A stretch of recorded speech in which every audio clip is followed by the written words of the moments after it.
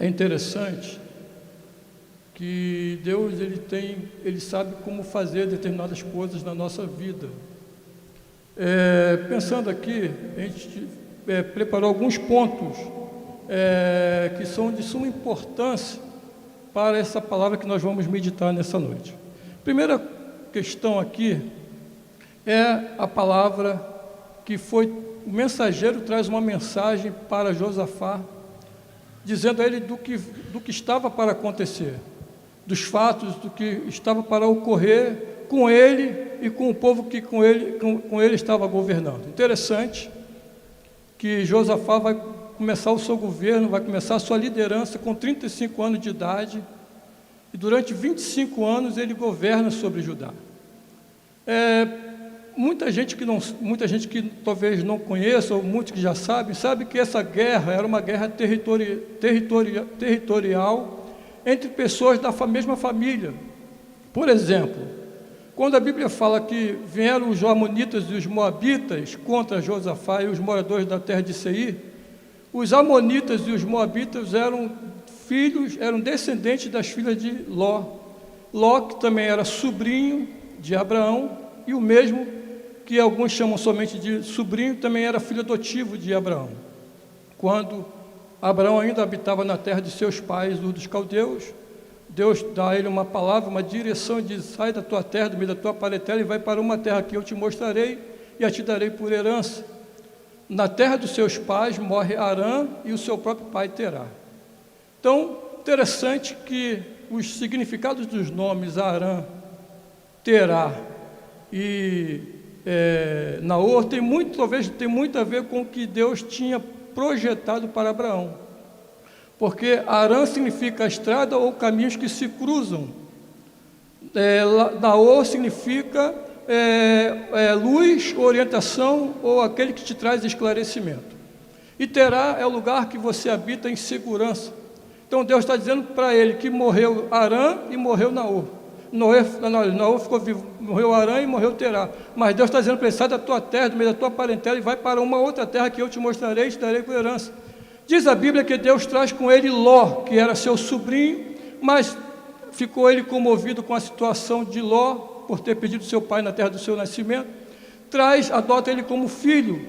Então, quando Ló habitou por um período com Abraão, depois os irmãos sabem que eles vão se separar, e nessa separação, a mulher de Ló vira estátua de sal. Vocês sabem muito bem o que aconteceu com a terra de Sodoma e Gomorra. E as filhas de Ló, aqui fala do primeiro incesto declarado pela Bíblia Sagrada, que as filhas de Ló, elas coabitaram com o próprio pai e tiveram 2 filhos. A primeira filha, a filha primogênita, teve um filho chamado Moabe, e a filha mais nova teve um filho chamado Benjamim, que é o pai dos amonitas. Então, preste atenção no que eu estou te explicando nesta noite. Então, Ló teve 2 filhas, e essas 2 filhas tiveram 2 filhos, que tiveram um incesto com seu pai Ló, e tiveram filhos dos moabitas e os amonitas, que eram descendentes dessas meninas. Porém, a Bíblia vai dizer que, tempos mais para frente, Abraão teve um filho chamado Jacó e Esaú. Isaac teve um filho chamado Jacó e Esaú. E esses irmãos, por um motivo, se contenderam, mas por um outro motivo, eles vieram habitar novamente juntos na mesma terra. Porém, Esaú, porque achou que tudo que eles tinham eram grandes, não poderiam habitar na mesma terra, resolveu ir para uma outra terra chamada Montanhas de Seir, aonde ele passou a habitar juntamente com toda a sua família. Por exemplo, a Bíblia diz que Esaú é Edom é o pai dos edomitas, que habitaram na terra de Seir. Então, a guerra que se levantou contra Josafá eram pessoas mais próximas da linhagem, parentesco, provavelmente seriam tios ou pessoas ligadas do tipo consanguíneo. E a Bíblia diz que Judá era o 4º filho da esposa de Jacó. Então eles eram primos, ou eram pessoas ligadas consanguíneas, no sentido de serem de sangue. Então a Bíblia diz que agora, tempos depois, esses homens, essas pessoas vão tentar vão tentar tomar esse território de Judá. Mas a Bíblia diz que Josafá, quando tem essa notícia, ele vai ter uma atitude muito importante, porque quando ele vai saber do que está acontecendo, do que está sendo promovido diante dos seus olhos, de acordo com aquilo que o mensageiro traz para ele, ele vai buscar o Senhor.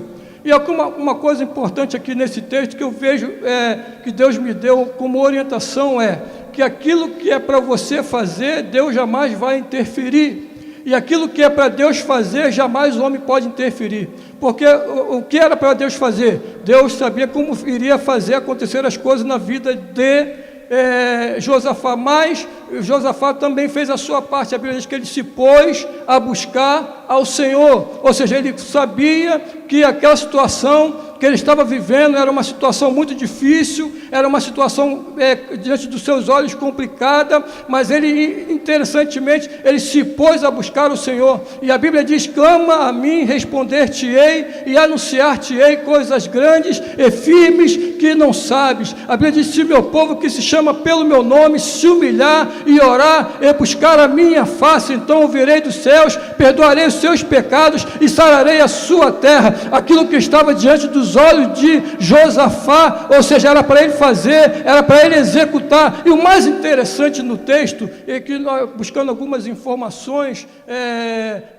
buscando alguns conteúdos dentro de algumas fontes, nós observamos que Josafá, o nome Josafá no hebraico significa Yehoshafá, que significa aquilo Deus me julga, ou eu sou julgado por Deus. Ninguém pode me julgar a não ser Deus, ninguém pode me julgar a não ser Deus, Ele próprio. Então ele está dizendo o seguinte: somente Deus é que vai tratar com a minha vida diante dos homens, e jamais as pessoas que estão aí vão poder me julgar, porque eu sei em quem eu tenho crido. Então é interessante que ele vai se colocar na presença de Deus, vai chamar o povo de Judá e vai proclamar um jejum, uma oração.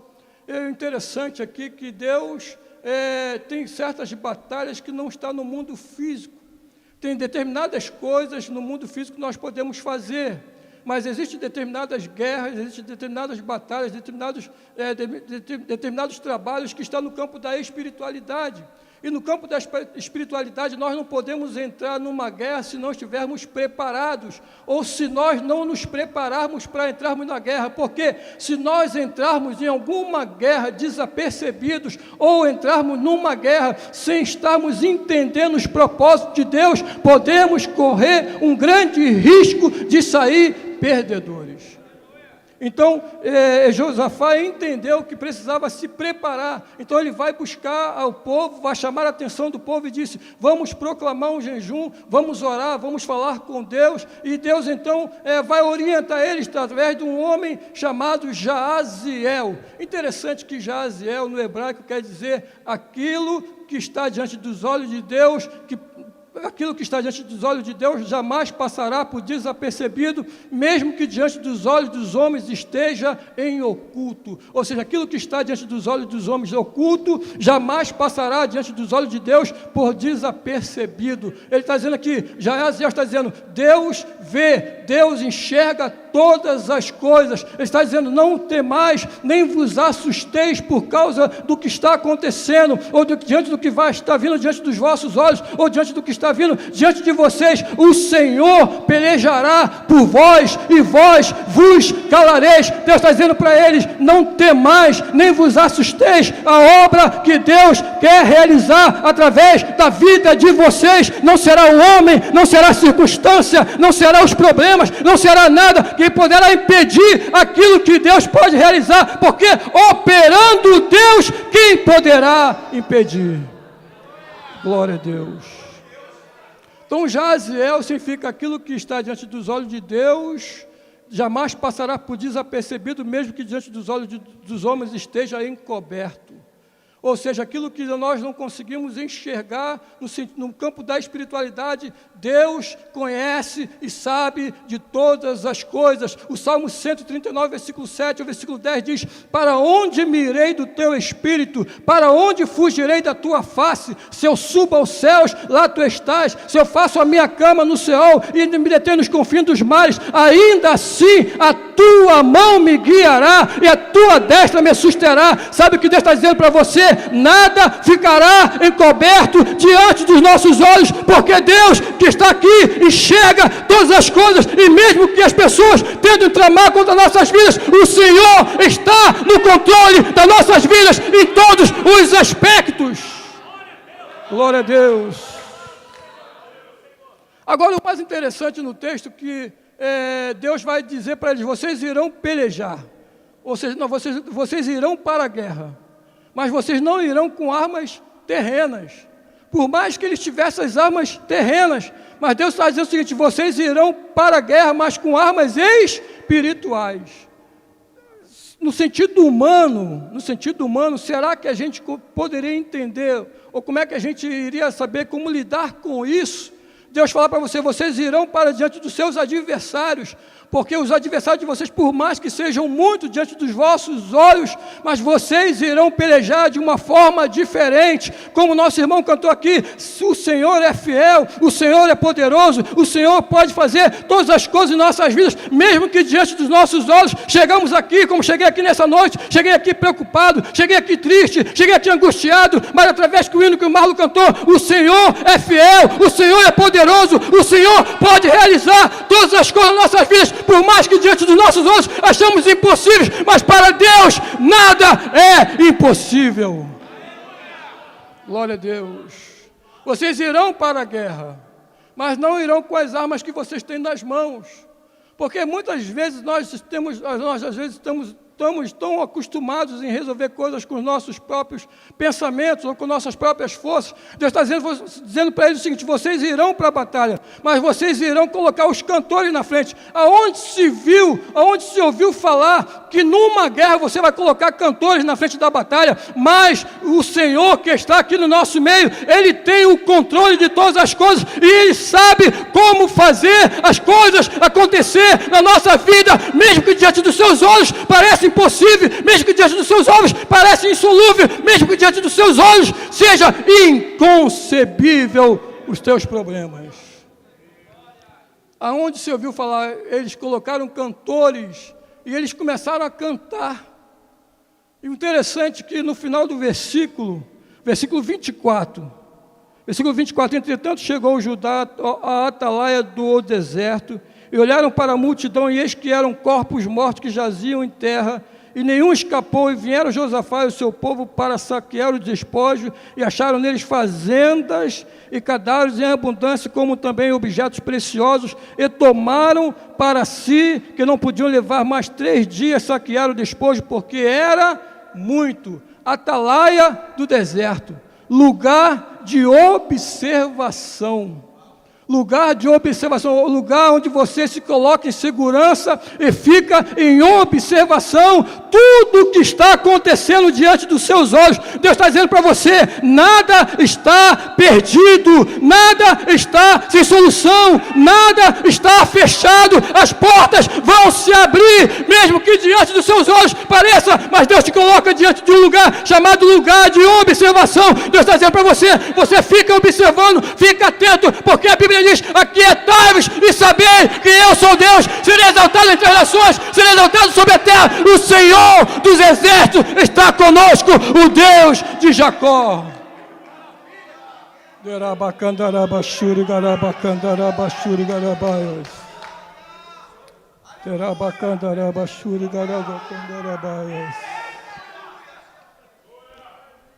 Atalaia do deserto.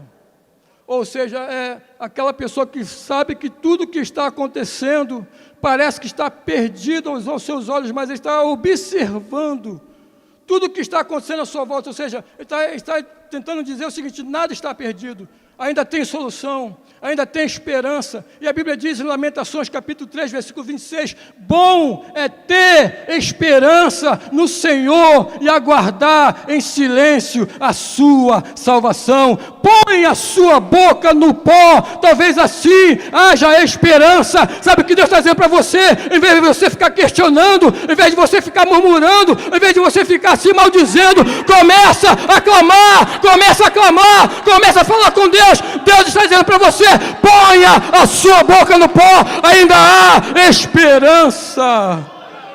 E Paulo diz que a esperança daquilo que se vê não é esperança, porque como vamos aguardar aquilo que já vemos, mas aquilo que nós não vemos, que com paciência nós aguardamos. E o salmista diz: esperei com paciência no Senhor, porque Ele se inclinou para mim e ouviu meus clamores. Deus está dizendo para nós nessa noite, pastor, tem resposta de Deus para a tua vida nesta noite. Nada está perdido, não tem sido, nada está sem solução. Tem resposta de Deus para a tua vida.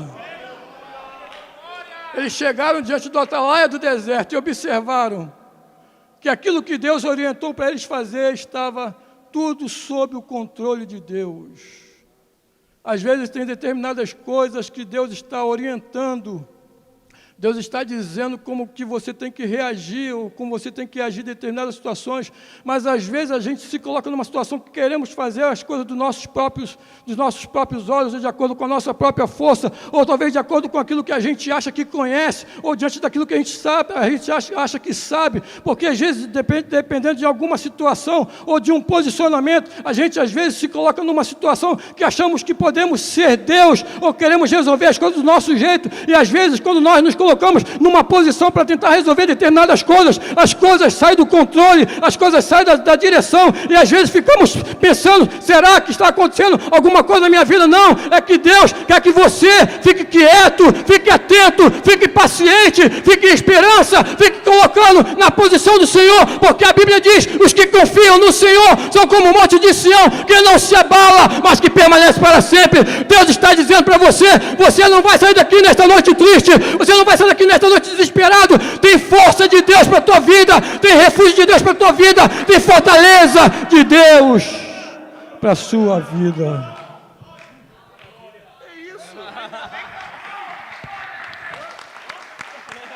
Ué, gente. Mais forte, irmão.